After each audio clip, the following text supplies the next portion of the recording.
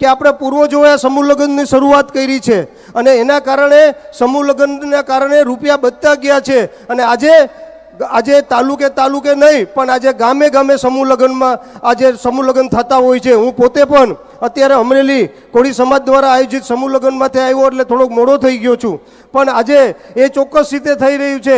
પહેલાં મારા કોળી સમાજમાં હું તો અહીં ઉનામાં ગ્રેજ્યુએટ અહીંયા ભણેલો છું 11 વર્ષ, અને પહેલાં મને ખ્યાલ હતી કે પહેલાં એક ભાઈ ખર્ચો કરે કે આ ભાઈએ 50 લાખનો ખર્ચો કર્યો, તો બીજો કે હું 60 લાખનો ખર્ચો કરું, ત્રીજો કે હું 70 લાખનો ખર્ચો કરું, ચોથો કે હું 80 લાખનો ખર્ચો કરું। એમ કોળી સમાજમાં પહેલાં ખર્ચા કરવા માટે હરીફાઈ લાગતી હતી અને હરીફાઈના કારણે પોતાની જમીનો વેચવી પડતી હતી, જમીનો ગીરવી મૂકવી પડતી હતી અને વ્યાજે પણ રૂપિયા લેવા પડતા હતા। પણ આજે મારા કોળી સમાજમાં સમૂહ લગ્નની હરીફાઈ ગામે ગામ થઈ રહી છે, એટલે ચોક્કસ રીતે હું કહી શકીશ કે કોળી સમાજનો સોનાનો સૂરજ હવે ઉગી રહ્યો છે અને કોઈની તાકાત નથી કે કોઈ રોકી શકે।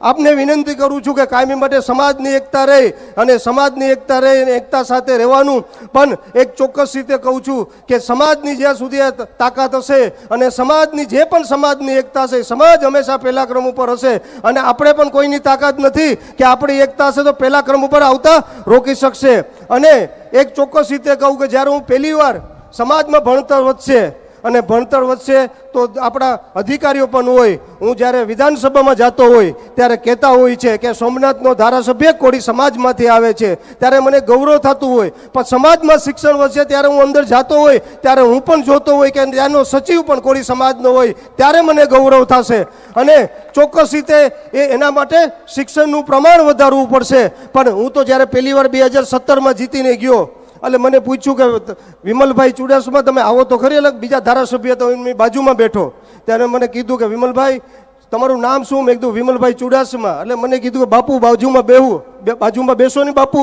મેં કીધું હું બાપુ નથી, હું કોળી છું અને મને કોળી હોવાનો ગર્વ છે। હું તો સોમનાથ દાદાને પ્રાર્થના કરું કે મને હર જન્મ કોળી સમાજમાં આપે।